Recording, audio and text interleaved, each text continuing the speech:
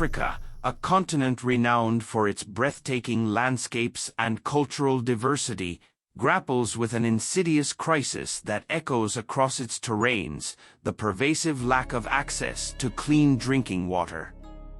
This extensive exploration delves into the intricate facets of the water crisis, unraveling its profound consequences and emphasizing the crucial role of developed nations in instigating transformative change. Human activities, which result in overexploitation and global warming, are the main culprit for the water scarcity in Africa. Overexploitation is the main contributor to physical water scarcity. A 2018 report published by the Institute for Security Studies stated that more than 60% of South Africa's rivers are being overexploited, and only 1/3 of the country's main rivers are in good condition. Lake Chad, once deemed Africa's largest freshwater body and important freshwater reservoir, is shrinking because of overexploitation of its water. According to a 2019 report, for this reason alone, the water body of the lake has diminished by 90% since the 1960s, with the surface area of the lake decreasing from 26,000 square kilometers in 1963 to less than 1,500 square kilometers in 2018. Population in sub-Saharan Africa is growing at a rate of 2.7% a year in 2020, more than twice that of South Asia, 1.2%, and Latin America, 0.9%. Meanwhile, the population of Nigeria, a country in West Africa, is forecasted to double by 2050. As for the rate of urbanization, according to the United Nations, 21 out of the 30 fastest growing cities in the world in 2018 are deemed to be in Africa. Cities such as Bamako in Mali and Yaoundé in Cameroon have experienced explosive growth. The booming population will inevitably lead to more food demand, a faster rate of urbanization, and a rise in industrial activities, all of which require abundant water supply. Climate change and global warming, mainly caused by an increase in human and commercial activities, equally contribute to water scarcity in Africa. As a report by the United Nations Economic Commission for Africa found, a 1°C rise in global temperatures would result in a reduction of runoff, excess rainwater that flows across the land's surface, by up to 10%. Another study stated that the declining trends of rainfall caused by global warming will continue in North Africa, limiting groundwater recharge and exacerbating groundwater depletion. Although in areas closer to the equator, a soar in precipitation will likely occur as a result of global warming, the increased potential evapotranspiration, the combined loss of water through the plant's process of transpiration and evaporation of water from the Earth's surface, and drought risks in the majority of the continent still outweigh the increased rainfall in these areas. In a remarkable display of generosity, MrBeast, the world's biggest YouTuber, recently undertook a philanthropic endeavor by funding the construction of 100 wells across Africa to ensure clean drinking water for communities in countries such as Cameroon, Kenya, Somalia, Uganda, and Zimbabwe.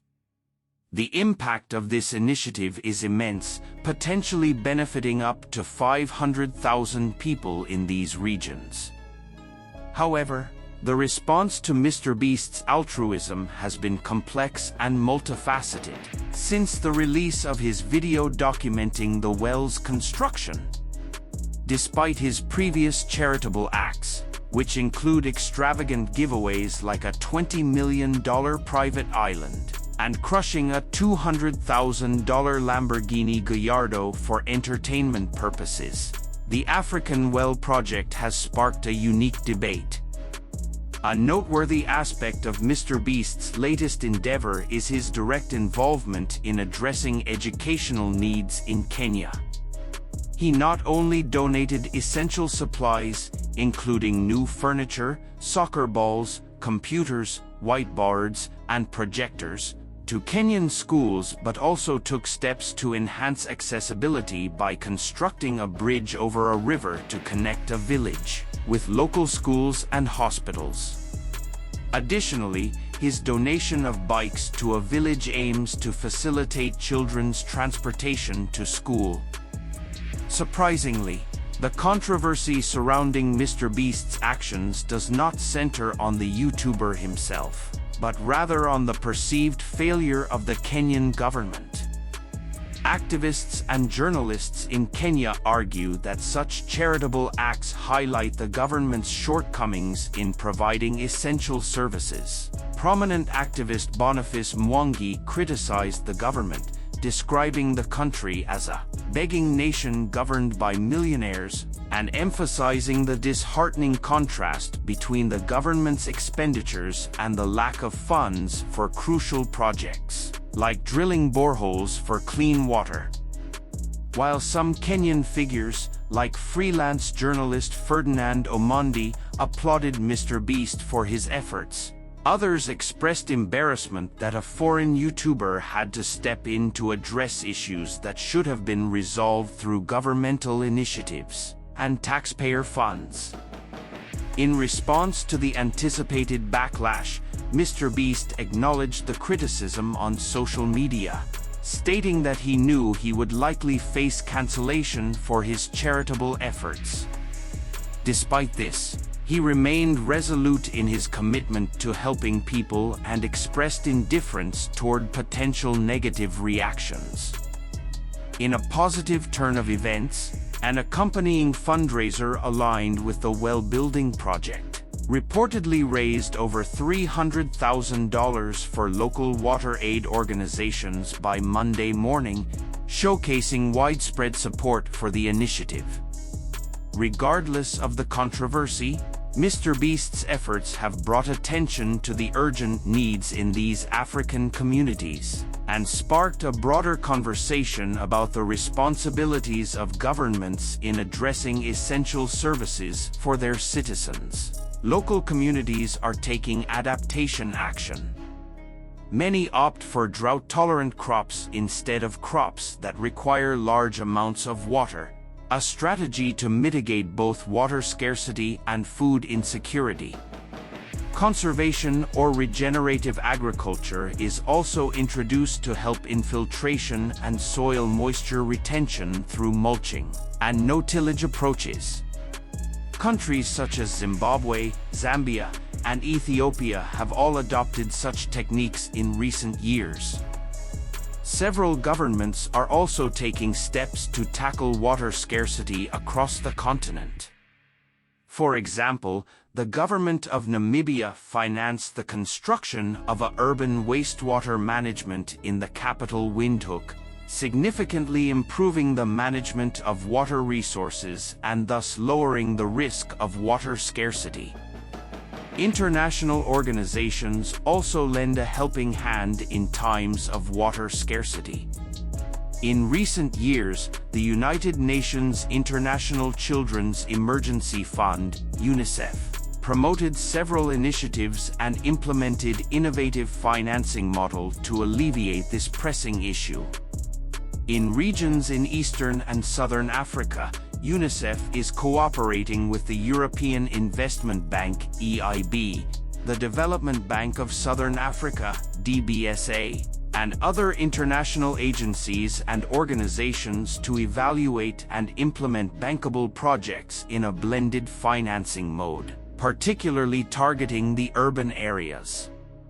For example, the European Union donated 19 million euros for the construction of water supply systems in the Eswatini cities of Sifafani, Somtongo, and Matsenjeni. Similarly, the DBSA contributed about 150 million euros to the construction of the Lomahasha water supply.